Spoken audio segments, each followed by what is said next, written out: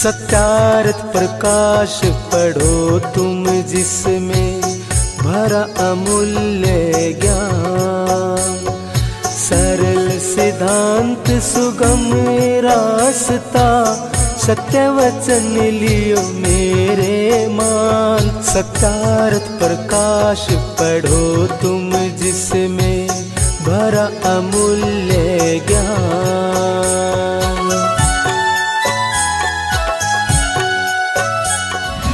प्यारे बहन भाइयों, सत्यार्थ प्रकाश चैनल में आपका स्वागत है।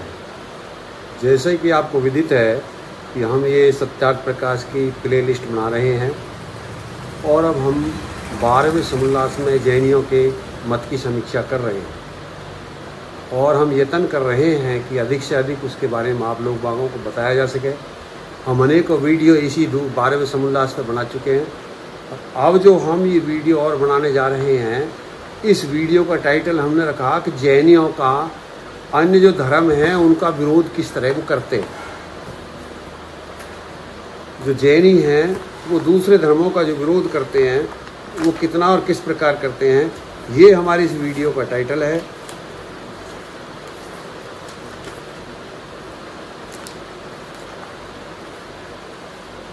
ये उन्हीं की जो किताब है विवेक सागर,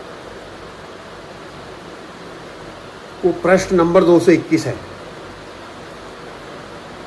मैं देखो क्या लिखा है। एक परमति की स्तुति अर्थात उनका गुण कीर्तन कभी न करना जो दूसरे हैं, और एक जो दूसरा लिखा है वो यह है कि जो ये संस्कृत में जो उन्होंने श्लोक लिखे हुए हैं उनकी मैं बातें बता रहा हूँ। यहाँ वैसे इसके पूर्व महर्षि दान जी की जो टिप्पणी है मैं उसको भी बता देता हूँ। कब ऋषि जी लिखते हैं कि निंदा न करते तो ऐसी झूठों बातों में कोई न फंसाता। यानी इतनी निंदा उन व्यक्तियों ने की है जैनियों ने और दूसरे मत की, जबकि अपने के अंदर कितने दोष हैं वो कुछ आंशिक आप जान चुके हो। पूरा आपको जानना है तो आपको सत्यार्थ प्रकाश पढ़ लेना। अब वो दूसरी जगह है जो क्या लिखते हैं संस्कृत में, उनका ये मंत्र है, किताब मैंने बता दी है, प्रकरण है भाग 2 षष्ठी सूक्त नंबर है 18 और जिसका मंत्र है बहुगुणा विजंचा नील ओ से शुरू होता है और ये कह रहा है जैसे विषधर सर्प में मणि त्यागने योग्य है वैसे जो जैन मत में नहीं, वह चाहे कितना बड़ा धार्मिक पंडित हो उसको त्याग देना ही जैनियों को उचित है। देखो बाहर कितना ही बड़ा धर्मात्मा पंडित हो, लेकिन जैनियों का कहना है कि उसे त्याग देना चाहिए। और इसी पुस्तक की जो दूसरी पुस्तक है जो इन जैनियों की, वो भी प्रकरण भाग 2 है और षष्ठी, और उसका जो सूक्त है वो 29 है। उसमें ये लिखते हैं अन्य दर्शनी कुलंगी अर्थात जैन मत विरोधी उनका दर्शन भी जैनी लोग न करें। जो अन्य दूसरे को कुलंगी जो जैन मत के विरोधी हैं उनका दर्शन भी जैनी लोग बाग ना करें, यानी वो यहाँ रहने नहीं चाहिए, केवल जैनी रहनी चाहिए। ऐसी ये बात इस जिसका संस्कृत में आय से परिवय पावा ये इनका श्लोक है, जिसका ये अर्थ है। एक और इसी में आता है नाम अपि अस असहु, ये भी प्रकरण है भाष 2 षष्ठी सूक्त 27 है। जो जैन धर्म से विरुद्ध धर्म हैं वे मनुष्यों को पापी करने वाले हैं, इसलिए किसी के अन्य धर्म को न मानकर जैन धर्म को ही मानना श्रेष्ठ है। देखो किस तरह दूसरे धर्मों की निंदा करते हैं। अब आगे देखेंगे एक और इन्हीं का इसी किताब का है जिसका सूक्त नंबर अब 35 आ गया है।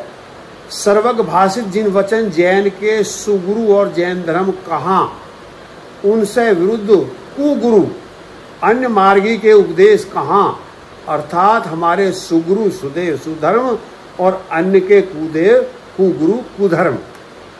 समझिए ये क्या कह रहा है, ये मंत्र के महापुरुष श्लोक के माध्यम से कह रहे हैं।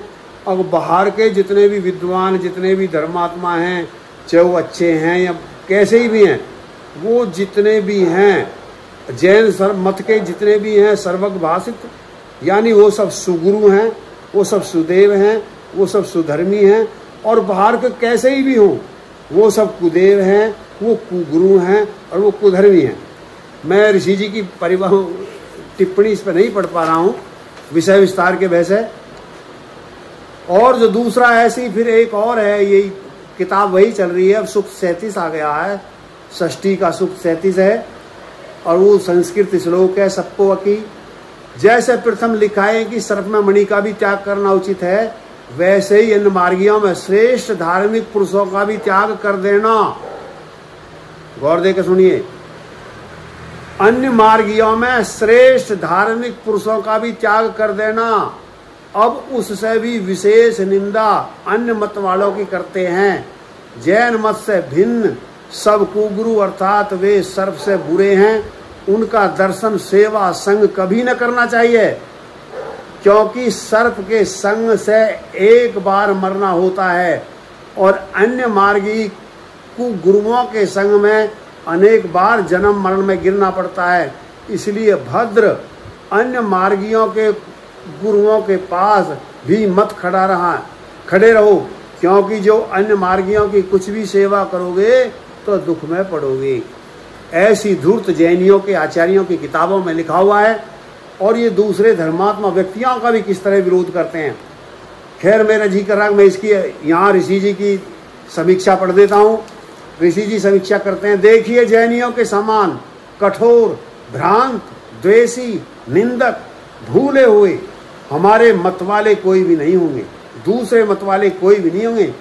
इन्होंने मन से यह विचार नहीं की जो अन्य की निंदा और अपनी प्रशंसा न करोगे तो हमारी सेवा और प्रतिष्ठा न होगी, परंतु यह बात उनके दुर्भाग्य की है, क्योंकि जब तक उत्तम विद्वानों का संग सेवा न करोगे तब तक उनका यथार्थ ज्ञान और सत्य धर्म की प्राप्ति कभी नहीं होगी।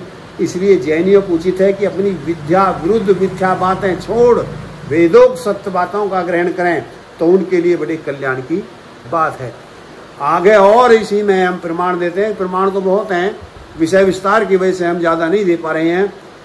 एक और है इसी का जो सूक्त 75 आ गया है, इस संगो विजनहूते ही, ये इनका श्लोक है जैनियों का, और इसमें लिखा गया इसका मुख्य प्रयोजन इतना है कि जैसे मूढ़ जन चोर के संग से नासिका छेद आदि दंड से भय नहीं करते, ऐसे वैसे जैन मत से भिन्न चोर धर्मों में स्थित जन अपने अकल्याण से भय नहीं करते। यानी जैन मतियों का कहना है कि जितने भी और भिन्न धर्म हैं वो सब चोर धर्म हैं, और केवल साहूकार जो धर्म है वो जैनियों का है, जहाँ में इतने गपोड़े इन्होंने पेले हैं। खैर मैं ऋषि जी की व्याख्या इसमें नहीं लिख रहा हूँ, व्याख्या नहीं कर रहा हूँ, जो समीक्षा उन्होंने की है। फिर मैं अगले मंत्र को लेता हूँ, जो इनका श्लोक है, मंत्र नहीं श्लोक है इनका, चच्च पशु सिर का, और पुस्तक वही है, सूक्त 76 हो गया है। इसमें पूर्व सूत्र में जो मिथ्यात्वी अर्थात जैन मार्ग भिन्न सब मिथ्यात्वी, और आप सम्यक्त्वी अर्थात अन्य सब पापी, जैन लोग सब पुण्यात्मा, इसलिए जो कोई मिथ्यात्वी के धर्म का स्थापन करेगा वह पापी होगा। देखो धूर्तों की बात, ये कह रहे हैं कि जो जैन मत है केवल वही सत्य है, और जो दूसरी है चाहे और कितने भी मानने वाले वो चाहे पुण्यात्मा भी हों, जैन लोग सब पुण्यात्मा कोई की, यदि आप उनको मानेंगे तो आप पापी हो जाएंगे। और जैनी कैसा ही भी है उसको मानोगे तो तुम्हारे पाप कट जाएंगे, और जो तुम्हारा वो तीर्थकार हैं, तीर्थकार के दर्शन करने से जितने भी तुमने पाप किए हैं वो सब नष्ट हो जाएंगे, और यदि तुम दूसरी जगह जाके करोगे तो तुम्हारे पाप नष्ट नहीं होंगे। अब इसी में हम अगले आगे आपको और प्रमाण देते हैं। ये 12वां समुल्लास चल रहा है, जैन मत है। इसमें एक मंत्र आया है, इनका नहीं मंत्र कहता हूँ, श्लोक आया है कि सोपी जनानी जाओ जानो जन ये, और ये अब जो है 81वां वो आ गया है सूत्र इनका। इस सूत्र की व्याख्या में ये क्या लिखते हैं, जो जैन मत विरोधी मिथ्यात्वी कहते हैं झूठे जो और हैं, अर्थात मिथ्या धर्म वाले हैं, वे क्यों जन्मे, वो जन्मे तो बढ़े क्यों, अर्थात शीघ्र ही निष्ठ हो जाते तो अच्छा होता। ये हिंसा की बात करते हैं जैनी। जो जैनी हिंसा की बात करते हैं उनकी बात सुन लीजिए। वो क्या कह रहे हैं, जो जैन मत विरोधी मिथ्यात्वी अर्थात मिथ्या धर्म वाले हैं वो क्यों जन्मे, और वो जन्मे तो बढ़े क्यों, अर्थात शीघ्र ही नष्ट हो जाते तो अच्छा होता। और अगला एक प्रमाण मैं इसी में देता हूं कि ये श्लोक है इनका, शूद्र दे मग्गे जाया सुहेण गच्छति। ये सूत्र संख्या जो है 93 है।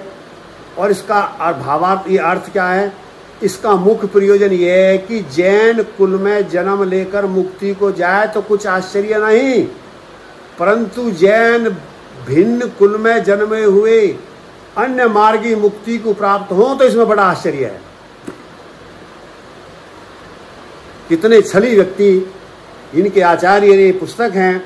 आगे आप देखेंगे कि ये श्लोक है तिच्छारण्य अपवा, और पुस्तक वही चल रही है। षष्ठी सूक्त संख्या बढ़ गई है, 90 हो गई है। अब अर्थ क्या है, एक जिन मूर्तियों की पूजा सार और इससे भिन्न मार्गियों की मूर्ति पूजा असार, यानी जो जैनियों की मूर्ति पूजा है वे तो सब सार हैं, और जो और दूसरी मूर्ति पूजा है जो शिव की है, राम की है, कृष्ण की है, वो सब असार हैं। जो जिन मार्ग की आज्ञा पालता है वह तत्वज्ञानी, यानी जो जैनिन की मूर्ति पूजेगा तो तत्वज्ञानी, और जो बाहर की मूर्ति ने पूजेगा तो तत्वज्ञानी नहीं है। ऐसी इनकी ये धारणा है। आगे फिर एक और हम प्रमाण इनका देते हैं, जो वो भी मंत्र है इनका, जो श्लोक है, जिन आणिया धम्मो आना रहियाण भूण अयमोती। ये 92 नंबर है इनका सूक्त नंबर। जो जिन देव की आज्ञा दया क्षमादि रूप धर्म है उससे सब अन्य आज्ञा अधर्म है। जिन देव का मतलब जैन, जो जैनों की दया है, जो जैनों की क्षमा है वो तो धर्म है, और जो कोई धर्मात्मा है जो अधर्मी है, जो धर्म भी करता है वो सब आज्ञा उनकी अधर्मी है। यहाँ मैं फिर एक आगे जो और इनका एक प्रमाण आता है, मैं प्रमाण बहुत छोड़ रहा हूँ, विषय विस्तार की वजह से मैं सब नहीं बता पा रहा हूँ। तो ये और जो एक प्रमाण है, जो देही शुद्ध धर्म सो परम पिता जय अमातु अन्नो, ये भी पुस्तक वही है लेकिन सूक्त बढ़ गया है, 101 हो गया है अब।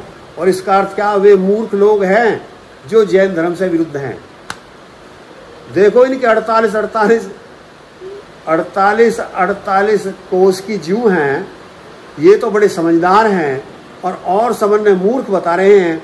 और जो जनेन्द्र भाषित धर्मोपदेश साधु हैं वे ग्रस्ती भी अथवा ग्रंथकर्ता यानी जिन्होंने एक ग्रंथ लिखे हैं, वे तीर्थकारों के तुल्य हैं, उनके तुल्य कोई भी नहीं है। यानी जैन में जो ग्रस्ती हैं वो भी तीर्थकारों के बराबर हैं, और जिन्होंने ये ग्रंथ लिखे हैं वो भी तीर्थकारों के बराबर है। अब यहाँ महर्षि की मैं समीक्षा पढ़ देता हूँ। ऋषि जी इसका क्या समीक्षा करके लिखते हैं। ऋषि जी कहते हैं, क्यों न हो, जैनी लोग छोकर बुद्धि न होते तो ऐसी बात क्यों मान बैठते। जैसे वैश्या बिना अपने के दूसरी की स्तुति नहीं करती, वैसे ही ये बात भी दिखती है। और आगे हम प्रमाण दे रहे हैं। आगे फिर एक और ऐसा ही प्रमाण आता है, तिहुणाणम मर्तम वर्तम नियतम। अब ये जो सूक्त बढ़ गया, किताब में वही पहले ही चल रही है, सूक्त संख्या 109 हो गया है। और इसका अर्थ क्या है, जो मृत्यु पर्यंत दुख हो तो भी कृषि व्यापार आदि कर्म जैनी लोग न करें, क्योंकि ये कर्म नरक में ले जाने वाले हैं। अब सुनिए, ये तीर्थकार ऐसे हैं जो मुक्ति में गए हैं और इनके जाने से सब मुक्ति में चले जाएंगे। और ये लिखते हैं जैनी लोग, सुनिए, ये जैनी लोग लिखते हैं कि जो मृत्यु पर्यंत दुख हो, चाहे कितने भूखे भी मर जाओ, पर मत तक कृषि करो, मत व्यापार कर्म करो, जो जैनी लोग न करें, क्योंकि ये कर्म नरक में ले जाने वाले हैं। लेकिन अब देखिए, मैं ऋषि जी की परिभाषा व्याख्या समीक्षा पढ़ देता हूं। अब कोई जैनियों से पूछे कि तुम व्यापार आदि कर्म क्यों करते हो, इन कर्मों को क्यों नहीं छोड़ देते, और जो छोड़ दे तो तुम्हारे शरीर का पालन पोषण भी नहीं हो सकेगा। और जो तुम्हारे कहने में सब लोग छोड़ दें तो तुम क्या वस्तु खा के जीवोगे। ऐसा अत्याचार का उपदेश करना सर्था व्यर्थ है। क्या करें बेचारे, विद्या सत्संग के बिना जो मन में आया सो बक दिया। ये ऋषि जी इनका समीक्षा कर रहे हैं और ये व्यापार के लिए इनके ग्रंथ मना कर रहे हैं, इसलिए इन अपने धर्म ग्रंथों को किसी को दिखाते नहीं है। और दूसरा यही इसका श्लोक है, सूक्त 121 है, पुस्तक वही चल रही है, षष्ठी के सूक्त हैं। अब इसका अर्थ क्या, और जो श्लोक है वो तैया हमाना अहमा कांड रही अनावणेवम, और इसका अर्थ है जो जैनागम से विरुद्ध, जैनागम माने जैनियों से विरुद्ध शास्त्रों को मानने वाले हैं वे अधमाधम हैं। चाहे कोई प्रयोजन भी सिद्ध होता हो तो भी जैन मत से विरुद्ध न बोलें, न माने। चाहे कोई प्रयोजन सिद्ध होता हो भी अन्य मत का त्याग कर दें। ये कह रहा है फिर, यानी ना तो कोई व्यापार करे और ना कोई कृषि करे, चाहे प्रयोजन भी सिद्ध होता रहो लेकिन फिर भी जैनी की बातों को माने। तो कैसी मूर्खतापूर्ण इन व्यक्तियों की किताबें हैं। अब हम इसी में दूसरी आगे जो हम श्लोक दे रहे हैं वो सूक्त 122 है, किताब वही है, श्लोक है जीवन जिज्ञासा जियो मेरी यही। मैं थोड़ी जल्दी कर रहा हूँ विषय विस्तार की वजह से। जो कोई ऐसा कहे कि जैन साधुओं में धर्म है और हमारे और अन्य में भी धर्म है तो वह मनुष्य करोड़ान करोड़ वर्ष तक नरक में रहकर फिर नीच जन्म पाता है। देखो जो कहीं ने ये भी कह दी कि जैनी भी धर्मी है और हम भी धर्मात्मा हैं, तो वो ऐसा कहने वाला व्यक्ति करोड़ों करोड़ों के जन्म के लिए नरक में चला जाएगा। ऐसी धूर्तों ने अपने मूल ग्रंथों में बातें लिखी हैं। और आगे हम इसके एक और आगे प्रमाण हम देते हैं इसी विषय का। ये इनका श्लोक है, दूरे कर्णम दुरम्मी साणम तय प्रभावनाम बुरे। ये सूक्त संख्या 127 हो गई है, किताब वही पूर्वत है। और इसका अर्थ क्या है, जिस मनुष्य से जैन धर्म का कुछ भी अनुष्ठान न हो सके तो भी जो जैन धर्म सच्चा है अन्य कोई नहीं, इतनी श्रद्धा मात्र से ही दुखों से तर जाता है। देखो जैनी कहते हैं तुम कुछ भी ना करो, कोई अनुष्ठान मत करो, हाथ पर हाथ धारे बैठे रहो, आरामी रहो, हरामी रहो और बस श्रद्धा कर लो और तुम सब दुखों से उतर जाएंगे। तो फिर इन्हें बूझे ये जैनी फिर कार्य क्यों करते डोलते हैं, बस श्रद्धा कर लें सब दुखों से उतर जाएंगे। अब और हम प्रमाण एक अगला देते हैं जो आप विद्वान लोग समझ रहे होंगे इनसे, इन धूर्तता इन। इसका श्लोक है, कैया होई दिवसो जइया सुगुरुना उत्सतुलेश विसल्लव। और ये सूक्त आ गया है अब 128। और इसका अर्थ क्या है, जो मनुष्य जिनागम यानी अर्थात जैनियों के शास्त्रों को सुनेगा, उस सूत्र अर्थात अन्य मत के ग्रंथों को कभी न सुनेगा, इतना इच्छा करे वह इतनी इच्छा मात्र से ही दुख सागर से उतर जाता है। बात शेर की बच्ची, यानी बस जैन के ग्रंथन पढ़ लो, सुन लो और किसी के ग्रंथन मत सुनो और बस तुम सब दुख सागर से पार हो जाओगे। अब यहाँ मैं ऋषि जी की समीक्षा जरूर पढ़नी चाहूंगा। चलो मैं अगले में समीक्षा पढ़ता हूँ, यहाँ समय अभाव है। अगले में ऋषि जी समीक्षा करते हुए कहते हैं, क्या अत्यंत भूखे मरने और कष्ट सहने को चरित्र कहते हैं? जो भूखा प्यासा मरना आदि ही चरित्र है तो बहुत से मनुष्य अकाल व जिनको अनादि नहीं मिलते भूखे मरते हैं, वे शुद्ध होकर शुभ फलों का प्राप्त होना चाहिए। सो न ये शुद्ध होवें और न तुम, किंतु पित्तादि के प्रकोप रोगी होकर सब दुख बदलते दुखों को प्राप्त होते हैं। यानी महर्षि ज्ञान जी कहते हैं कि यह सब बातें भोले मनुष्यों को फंसाने के लिए हैं, क्योंकि इस पूर्वोक्त इच्छा से यहाँ के दुख सागर से भी नहीं तरता और पुनर्जन्म में भी संचित पापों के दुख रूप से फल भोग के बिना नहीं छूट सकता। जो ऐसी झूठ अर्थात विद्या विरुद्ध बातें न लिखते तो इनके अविद्या रूप ग्रंथों को वेदादि शास्त्र देख सुन सत्यासत्य जानकर इनके पोपकाल ग्रंथों को छोड़ देते, परंतु ऐसा जक्कड़ कर इन अविद्वानों को बांधा है कि इस जाल में कोई एक बुद्धिमान सत्संगी चाहे छूट सके तो संभव है, परंतु अन्य जड़ बुद्धियों का छूटना तो अति कठिन है। ऐसे ग्रंथ इन्होंने, ये इन ग्रंथों को किसी को देखने नहीं देते हैं, ये इनकी अवस्था है। एक और हम इनका प्रमाण देते हैं, ये रतन सागर का प्रमाण है। ये सब कितनी कपोल कल्पित बातें करते हैं, उससे आप अनुमान लगा लीजिए। क्या लिखते हैं इसमें कि मूर्ति पूजा से रोग, पीड़ा और महादोष छूट जाते हैं। एक किसी ने पौछ कौड़ी का फूल चढ़ाया और उसने 18 देश का राज पाया, उसका नाम कुंवरपाल हुआ था। तो ऐसी बात लिख करके, और जो गौतम के अंगूठे में अमृत है, रतन सागर का भाग पृष्ठ 13 में लिखा है कि गौतम के अंगूठे में अमृत है और उसके स्मरण करने से ही मनोवांछित फल मिल जाते हैं, करने धरने की कोई जरूरत नहीं है। ये अवस्था इनकी है। और आगे एक यही विवेक सार पुस्तक है इनकी, विवेक सार पुस्तक है। एक जगह और इसमें जो ये 61वां है, और वो ये जो विवेक सार पुस्तक का पृष्ठ 61 है, इसमें लिख रहे हैं अब जिन मूर्तियों की पूजा करें, यानी विवेक सार में क्या कह रही है, अब जो ऋषभ देव की मूर्तियों के पूजन से धर्म, अर्थ, काम और मोक्ष की सिद्धि होती है। विवेक सार के पृष्ठ 61 पर लिखते हैं, जिन यानी जैनियों की मूर्तियों की पूजा करें तो सब जगत के कलेश छूट जाएं। तो अब इन्होंने चाहिए जैनिन को कि ना तो फौज की जरूरत है, ना की पुलिस की जरूरत है, ना व्यापार की जरूरत है, ना खेती की जरूरत है। इन जैन की मूर्तियों को पूजने लगो और बस सब कलेशों से छूट जाओ। अब इसमें मैं ऋषि जी की समीक्षा पढ़ना जरूर चाहूँगा।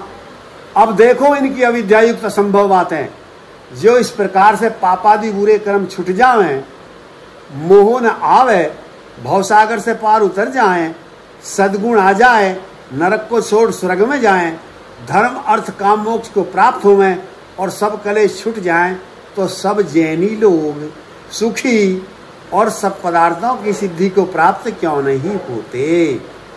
तो कितनी अच्छी बात यहाँ महर्षि दानी ने इनकी समीक्षा की है और इनके मत का खंडन किया। एक और मैं उदाहरण यही विवेक सागर का देना चाहूँगा। शिव, देखो कितनी घृणा इन व्यक्तियों में दूसरे व्यक्तियों के प्रति है। शिव, विष्णु आदि की मूर्तियों की पूजा करनी बहुत बुरी बात है और नरक का साधन है। जैनी कह रहे हैं यदि आप शिव की पूजा करोगे, विष्णु की पूजा करोगे, तो इनकी पूजा करने से तुम नरक में जाओगे। आगे मैं और प्रमाण इनके प्रस्तुत करता हूं। जो 20 में ये रतन सागर है, इसमें आचार्यों की दशा का विशेष मैं अगली उसमें लेऊंगा, लेकिन इसमें 30 में क्या है, ये रतन सागर पृष्ठ 1 है, भाग 1 है, पृष्ठ 10 है। पाशर नाथ की मूर्ति के दर्शन से पाप नष्ट हो जाते हैं। और फिर एक और कल्पभास है, पृष्ठ 49 में लिखा है, 1.25 लाख मंदिरों का जीर्णोद्धार किया इत्यादि मूर्ति पूजा विषय में इनका बहुत सा लेख है।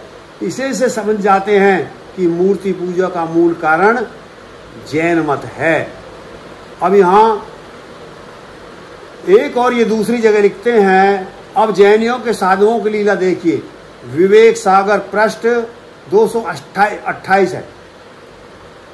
एक जैन मत का साधु कोसा वैश्या से भोग करके, सुन लीजिए, इन जैनियों के साधुओं की लीला देखिए, विवेक सागर पृष्ठ 228।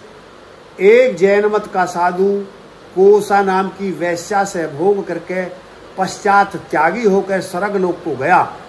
विवेक सागर पृष्ठ 101। अर्णक मुनि चरित्र से चूक कर कई वर्ष पर्यंत दत्त सेठ के घर में विषय भोग करके पश्चात देवलोक को गया।